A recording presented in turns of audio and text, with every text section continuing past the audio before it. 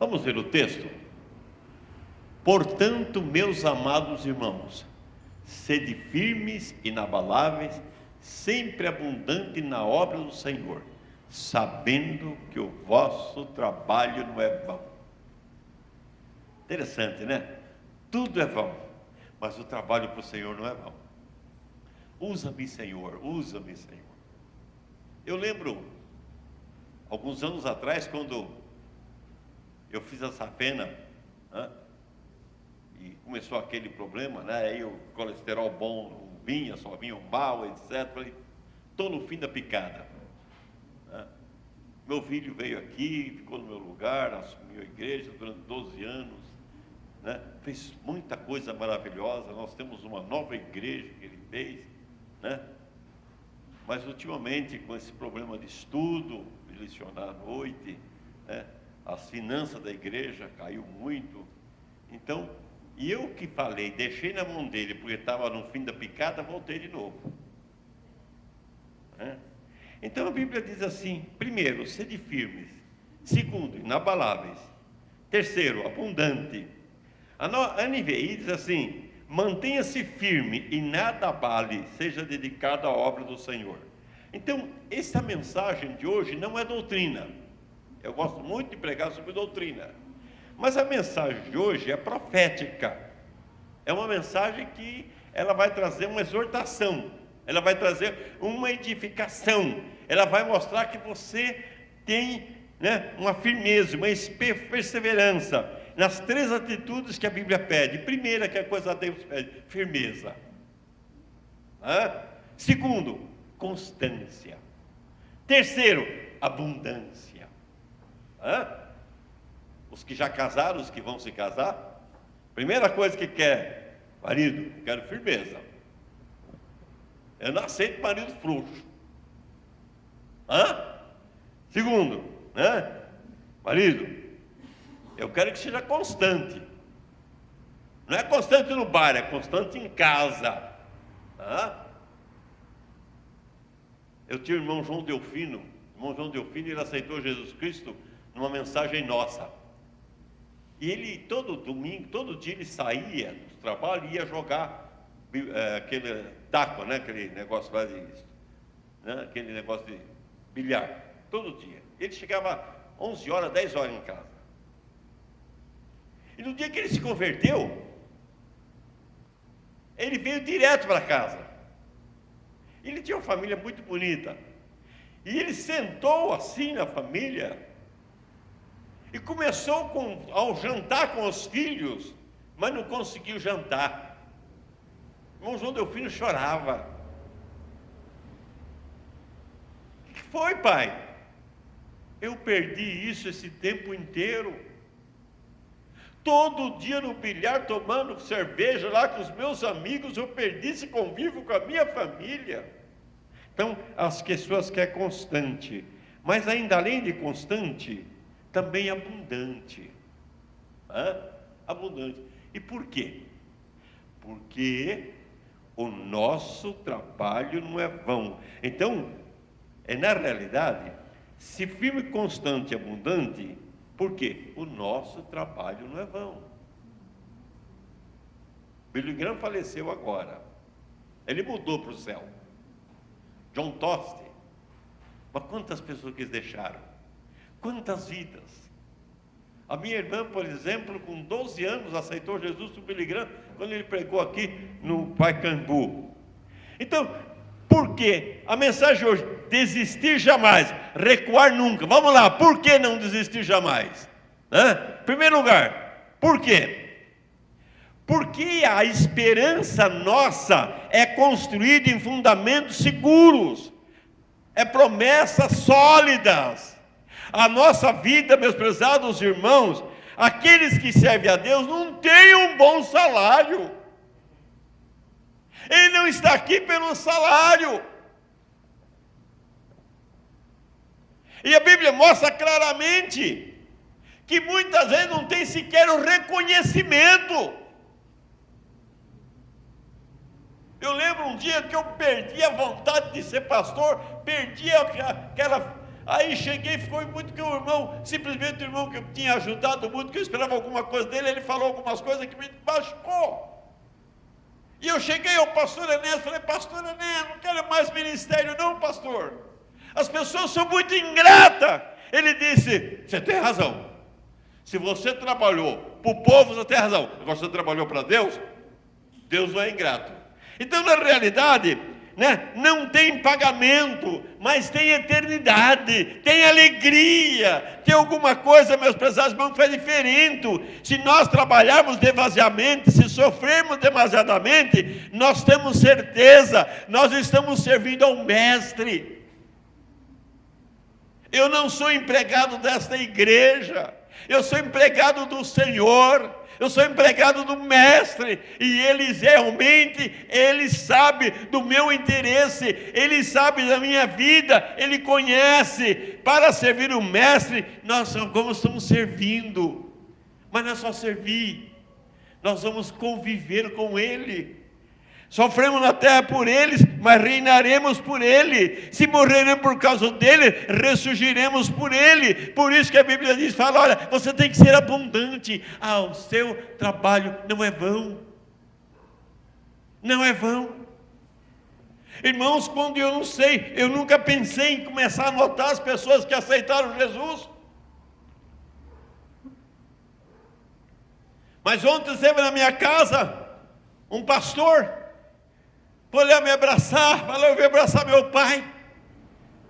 E o pastor Gileno, que era um drogado, e agora tem uma família maravilhosa, tem uma igreja enorme, e nós vamos verificar, meus prezados irmãos, que se trabalharmos demasiadamente, se sofrermos demasiadamente, nós estamos trabalhando para o Mestre. Esse trabalho não dá infarto, esse trabalho de maneira nenhuma não cansa, esse trabalho não traz de maneira nenhuma acomodação, mas se servimos o Mestre, nós vamos morar com o Mestre, e se reinaremos, sofremos aqui na terra, nós reinaremos com Ele no céu. Se morremos por causa dEle, ressuscitamos por Ele. Então a Bíblia mostra que seja abundante na obra do Senhor. Por quê? Porque o vosso trabalho não é vão. A primeira coisa que Deus pede para vocês é firmeza. Primeira coisa é firmeza. Eu trouxe aqui a ideia de um adolescente, que começou a responder sobre a Bíblia em um programa de televisão chamado J. Silvestre. Os mais jovens não lembram, mas os mais antigos lembram. Quem lembra do J. Silvestre? A irmã lembrava lá? J. Silvestre tinha um programa que era...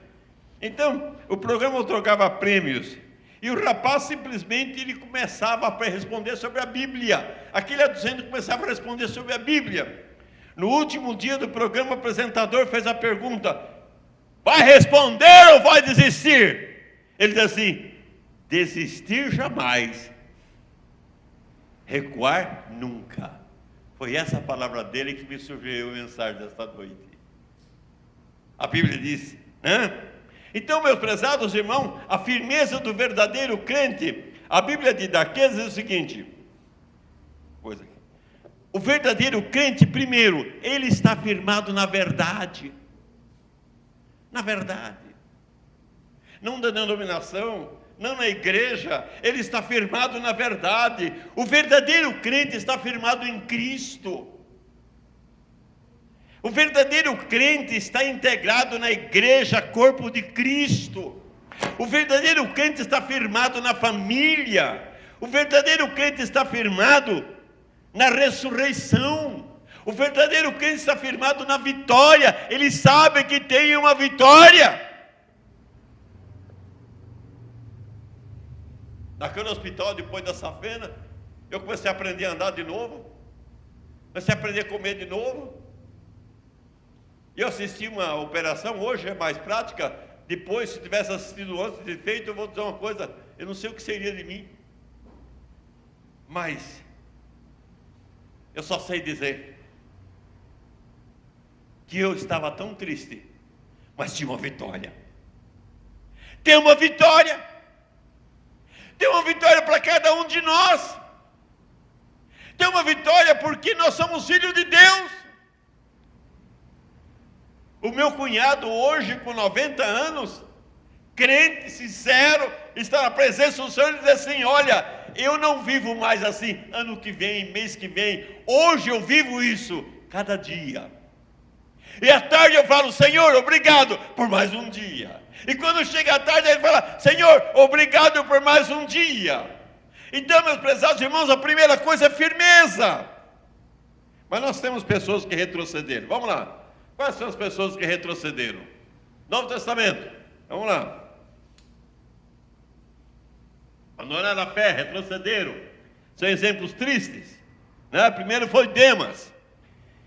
Ele passou a amar o mundo e abandonou seus colegas de seu ministério e não levou a sério a recomendação de não ameis o mundo. Diz passo, porque Demas, tendo amado o presente século, abandonou e foi para Tessalônica. Nós temos várias pessoas que abandonaram, nós temos várias pessoas que retrocederam. E ele retrocedeu, e diz aqui o apóstolo Paulo, Demas, companheiro de Paulo durante o primeiro período, mas ele disse assim: olha, eu não vou enfrentar esse sofrimento não, Paulo, eu não vou encarar esse sofrimento não, eu vou cair fora, eu vou pular fora do barco, meus prezados irmãos. E Demas teve medo do sofrimento e não foi fiel até a morte, quando a Bíblia disse que a vitória está em ser fiel até a morte. A Bíblia diz que a vitória está em ser fiel.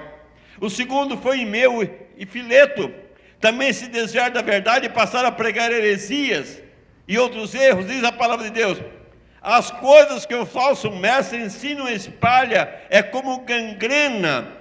Dois desses mestres são Himeneu e Fileto, os quais abandonaram o caminho de verdade. E eles afirmam que a nossa ressurreição já aconteceu e estão atrapalhando a fé cristã. Eles simplesmente, é muito mais fácil você falar assim: olha, você vai fazer alguma coisa mais fácil né? Alguma filosofia.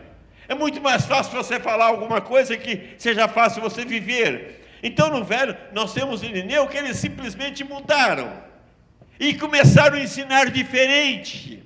Eles começaram a ensinar uma maneira que interessava a eles. Meus prezados irmãos, tem igreja que, em lugar de abrir a Bíblia e falar da palavra de Deus, está falando exatamente do dinheiro. Você está aqui, você tem que trazer dinheiro, você tem que abençoar, você tem que não sei o quê. Esquece. A Bíblia diz que a palavra de Deus é poder, é fé, é compromisso, é vida. Não adianta eu dizer que você é crente se você não vive isso. Não adianta. Nós estamos cheios de pessoas aí que vêm na igreja, mas lá fora, saiu porta da igreja fora, ele não tem nenhum compromisso. E o que Deus fala é o que nós mesmos vamos falar para muitas pessoas hoje. Deus falou para aquele pessoal religioso que estava nas sinagogas, que abria o Velho Testamento e que lia. Jesus falou assim: as prostitutas e os ladrões vão entrar no reino de Deus primeiro do que vocês, porque não tem compromisso. No Velho Testamento nós temos vários exemplos de pessoas que retrocederam: Esaú, Coré, Datã, Abirão, Balaão, Acã, Saul, Salomão, Jeroboão, Acabe e muitos outros. Então, o que acontece com os que retrocederam? O que acontece? O seu estado se torna pior do que o primeiro. A Bíblia diz: portanto, se depois de ter escapado das contaminações do mundo, mediante o conhecimento do Senhor, Salvador Jesus Cristo, e deixa enredar de novo no mundo, tornou-se o estado pior do que o primeiro. E Pedro fez uma comparação: porque melhor que nunca tivesse conhecido a justiça, após conhecê-la voltaram para trás, apartando-se do mandamento dado. Vocês são como o adágio: o cão voltou para o seu próprio vômito, e a porca lavada voltou para o lamaçal. Aqueles que conheceram, aqueles que estavam bem, aqueles que na primeira tentação voltaram, aqueles que não conseguiram resistir, aqueles que retrocederam.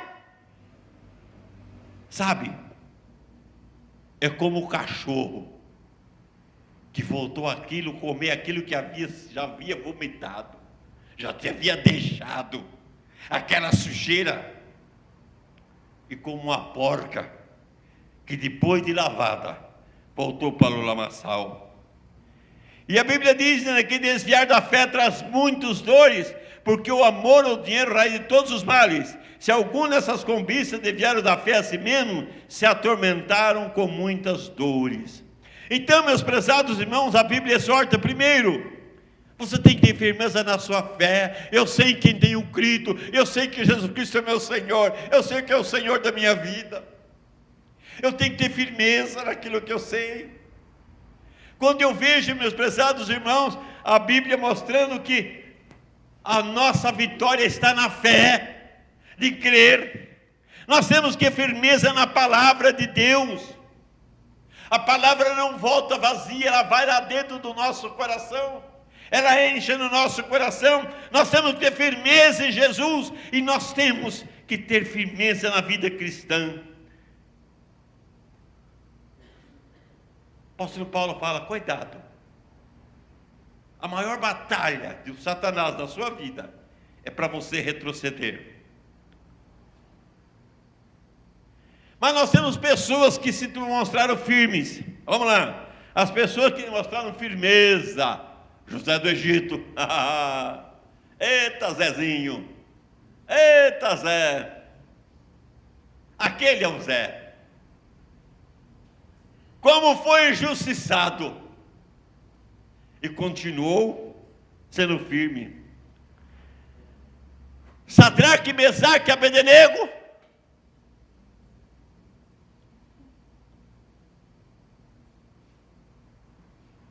Nabucodonosor fez lá a estátua. A partir de agora vocês vão me adorar. Tocou os satrapas, tocou as cornetas, todo mundo se ajoelhou diante da estátua de Nabucodonosor. Mas Sadraque, Mesaque e Abednego foram em pé. Ô rei, aqueles três não ajoelharam. Chama eles. Por que vocês não ajoelharam e não adoraram a minha estátua? Afinal de contas, eu sou Deus. Eu é que decido a vida de vocês.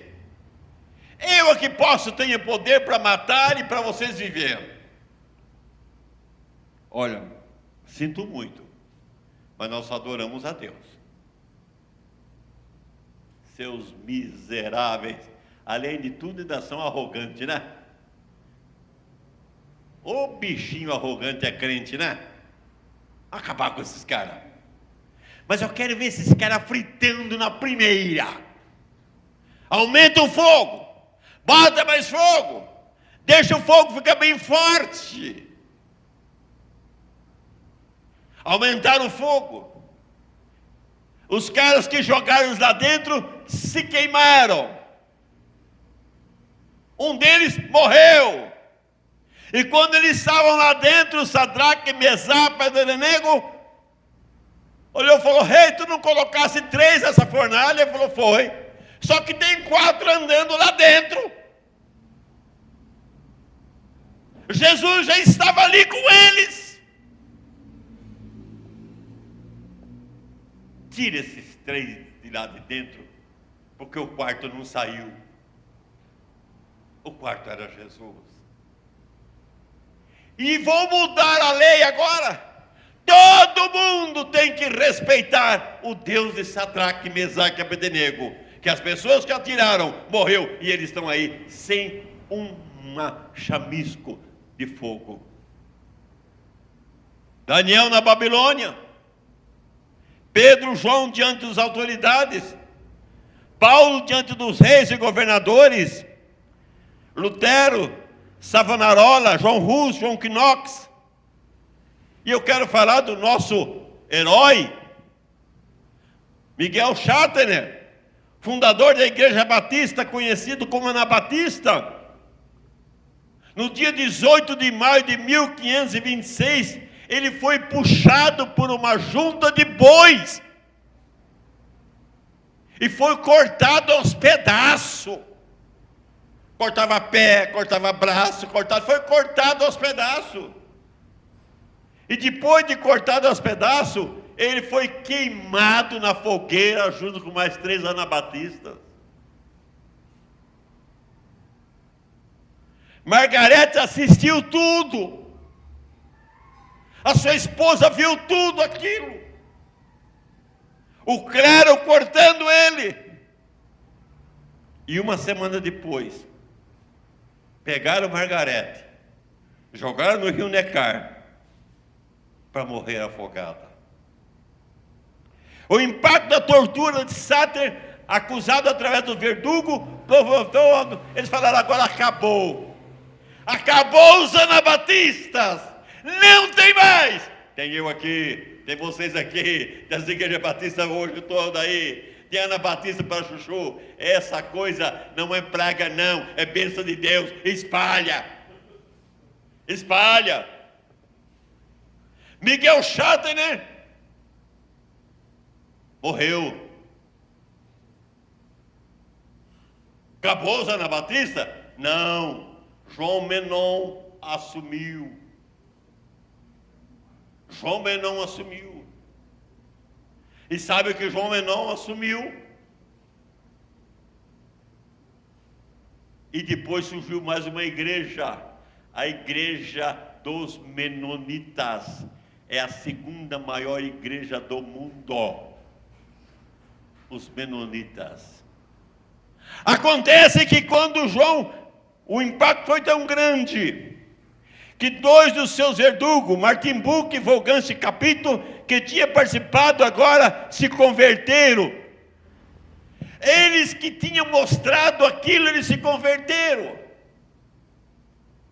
E foram pregar o evangelho em Estrasburgo. O Tindale e Michel Servente arriscaram sua vida para defender a verdade bíblica, apesar da oposição. Tindale nasceu em 1494 na Inglaterra. Tindale foi professor da Universidade de Oxford em 1515. Estudou o hebraico. E ele disse: a única coisa que eu quero é esse evangelho em nome do inglês. Então ele fez 30 anos, ele começou a traduzir a Bíblia para o inglês. Ele queria que cada camponês, cada inglês, cada pessoa da Inglaterra tivesse uma Bíblia na mão. Ele queria que cada inglês pudesse ler a Bíblia, para tirar agora a Bíblia do hebraico, do grego. O Velho Testamento estava no hebraico, o Novo Testamento estava no grego. Mas a Igreja Católica tinha uma proibição, era proibido ler a Bíblia. Era proibido a leitura, quem podia ler a Bíblia era somente o clero. Segundo o clero, o povo simples não podia compreender as sagradas letras. Tinha que ter ajuda, como é até hoje. A Bíblia não é a palavra de Deus para a Igreja Católica. A Bíblia é a palavra de Deus para que o Papa interprete, para que o povo saiba. O Tindale foi condenado à morte por haver colocado a Bíblia na mão do povo inglês. No dia 6 de outubro de 1536, ele foi queimado vivo numa estaca. As suas últimas palavras foram, antes de morrer: Senhor, abre os olhos do rei da Inglaterra, a fim de estancar a matança dos seus servos. Logo depois, o Papa brigou lá, porque que o rei lá trocou de esposa, e realmente a Inglaterra ficou livre da Igreja Católica. Meus prezados irmãos, a história é escrita com sangue, de pessoas que foram firmes, de pessoas que continuaram. Nem pela perseguição, nem pelo mundo as pessoas não deixaram o Evangelho. Vocês pensam que hoje é diferente? Vocês pensam que a situação hoje é diferente? Eu coloquei ali um cartaz: 50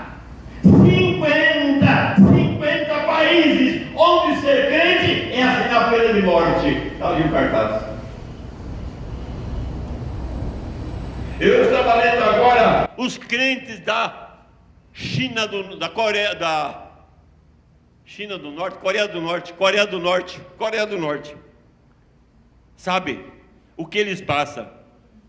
Por isso, meus prezados irmãos, seja o que for, eu defendo os valores da Igreja Batista. Sabe por quê? Porque esses valores foram defendidos com sangue. Esse valor foi defendido com pessoas sendo mortas, pessoas sendo queimadas.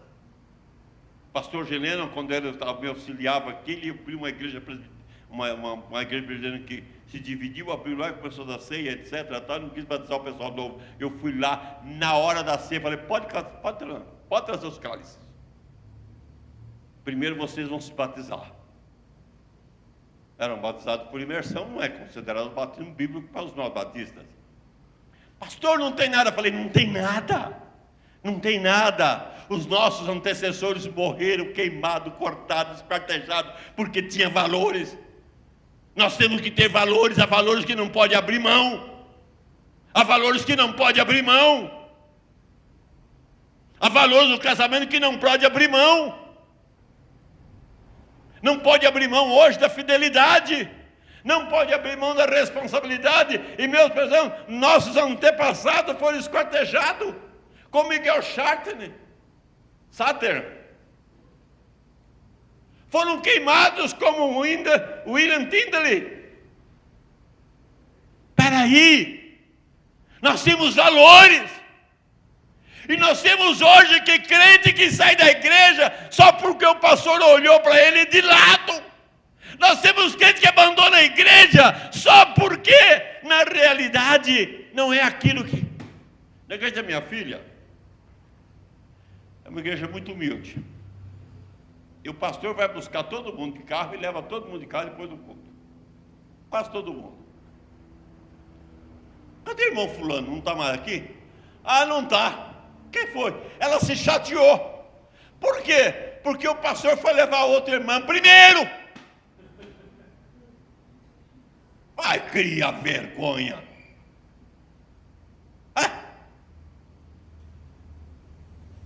Quando o pastor Cláudio chegou a esta igreja, tem um grupo de irmãos aqui, que eu, para não ter problema, continuava pagando.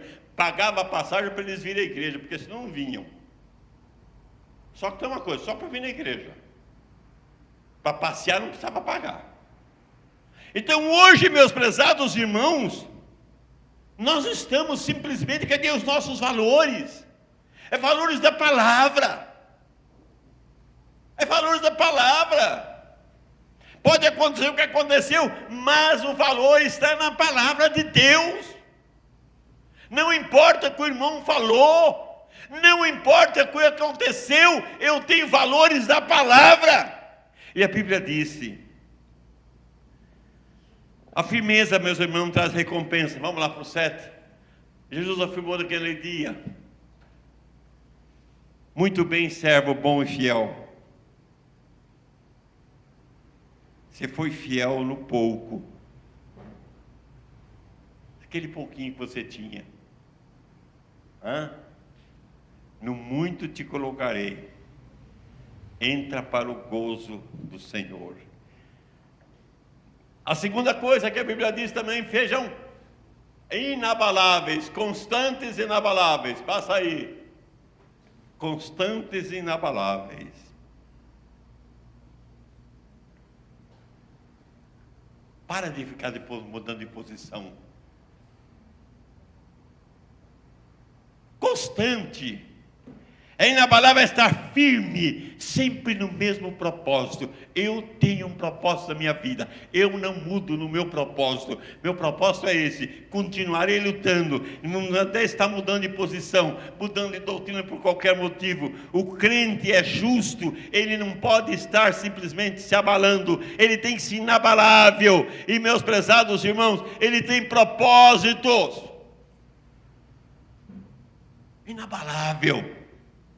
O crente deve ser constante, primeiro, no temor do Senhor, no respeito como é o Senhor. Sabe, irmãos? O crente tem que ter respeito no temor que ele tem, no respeito com o Senhor. O crente tem que ser constante na fé. Eu sei, Senhor, que vai ser resolvido. Eu quero colocar isso nas tuas mãos, eu sei que vai resolver. O crente tem que ser constante no amor. Sabe, eu amo fulano porque fulano é bacaninha, meu amigo. Não, ele tem que ser constante no amor. A Bíblia diz que o crente tem que ser constante na esperança. Na esperança. Eu sei que eu vou chegar lá no céu. Eu vou abraçar meu pai, eu vou abraçar minha mãe. E eu peço todo dia, Senhor, eu quero que meus filhos vão me abraçar no céu, meus netos também. Eu quero isso. Um dia minha irmã disse assim: João, vai ter uma vila dos melhados no céu. Eu falei: pelo amor de Deus, não foi isso não, aí deixa de ser céu. Vai ter uma vila dos melhados, deixa de ser céu. No céu não tem essa afinidade de família. No céu nós amamos todas as pessoas iguais, né? Mas a Bíblia diz que primeiro eu quero ver meu Salvador. Constante na palavra de Deus, no estudo, na leitura, na meditação, constante na evangelização, não parar de evangelizar, vamos continuar evangelizando. Quando nós vimos o trabalho que a nossa irmã está fazendo, vamos estar do lado dela, e as almas que for ganha para Jesus, não é de maneira nenhuma privilégio dela, é privilégio de Deus, é a obra de Deus, é o trabalho de Deus. Constante na frequência dos cultos, constante na contribuição. Irmãos, é muito difícil. Deus não precisa de dinheiro, mas a igreja precisa. A igreja precisa. Põe a mão na consciência. Pastor, se dependesse de mim, nós não tínhamos luz para ter o culto hoje. Pastor, se dependesse de mim, eu estava num ar quente aqui, não tinha ar condicionado. Constante na contribuição. Porque, meus prezados irmãos, Deus ama ao que dá com alegria. Não adianta ficar fazendo lavagem cerebral aqui, você está dizendo, não, Deus ama se você der com alegria, com amor, constante na oração, né? E também, depois a Bíblia fala também abundante, né? Abundante, farto, né? Significa farto. Paulo dizia que gastava tudo e deixava essa obra do Senhor. Ser abundante, meus prezados irmãos, é dar de tudo para si, para a obra do Senhor. Ser consagrado, é ocupar o seu espaço de ser embaixador de Cristo. É ser abundante, meus prezados irmãos, significa aproveitar, né? Aproveitar as oportunidades. E por último, a promessa para firme, constante e abundantes é inabaláveis. Vamos lá, inabaláveis, a última, né? Acho que foi, só tem esse. É outro, acho que não tem. Então a promessa, então haverá uma recompensa. A Bíblia mostra bem clara, meus prezados irmãos, o vosso trabalho não é vão. Interessante, né? Aquele trabalho que a gente recebe salário, ele é vão, um dia não vai poder trabalhar mais, um dia vai, né? E a Bíblia diz assim: Deus não é injusto para se esquecer das nossas obras. Então, o trabalho tem uma recompensa do Senhor. O trabalho, meus prezados irmãos, tem uma alegria do Senhor. O Senhor tem na sua vida. Cada um receberá o seu galardão. Nossa fé tem galardão. Devemos esperar. Jesus é galardoador daqueles que oferecem. Então, não adianta esperar uma recompensa de homens.